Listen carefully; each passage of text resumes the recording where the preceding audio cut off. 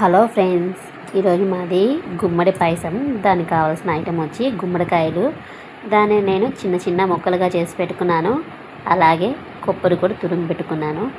ఇప్పుడు గుమ్మడి పాయసానికి ఎలా తయారు చేసుకుందామో చూద్దాం. ఫస్ట్ స్టవ్ మీద ఒక కడాయిలో గుమ్మడికాయలు వేసుకొని దాంట్లో తగినంత నీళ్ళు పోసుకొని మూత పెట్టుకొని బాగా ఉడకపెట్టుకోవాలండి.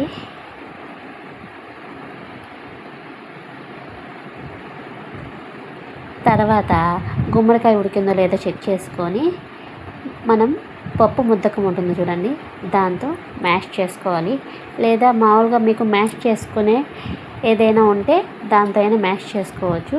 గుమ్మడికాయ సింపుల్గా ఉడికిపోతుంది.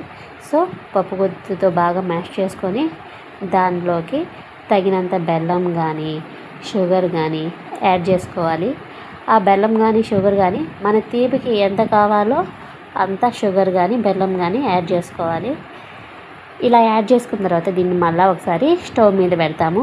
అలాగే మనం ఆల్రెడీ తురుముకున్నాం కదా కొబ్బరి, దాన్ని కూడా యాడ్ చేయాలి. దాన్ని తర్వాత ఒకసారి బాగా కలయబెట్టి పక్కన పెట్టాలి.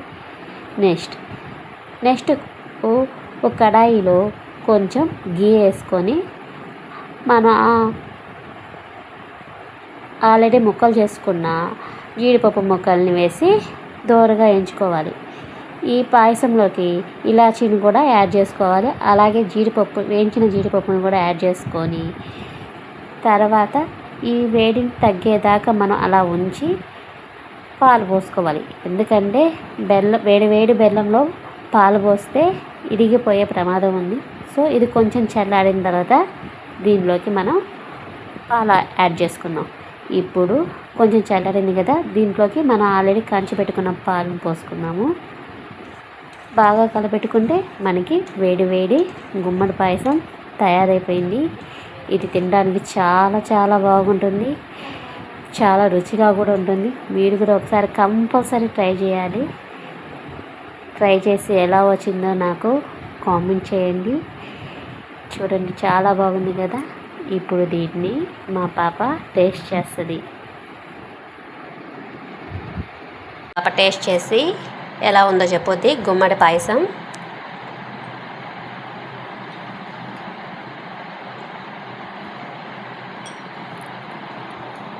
సూపర్ అని చెప్తుంది.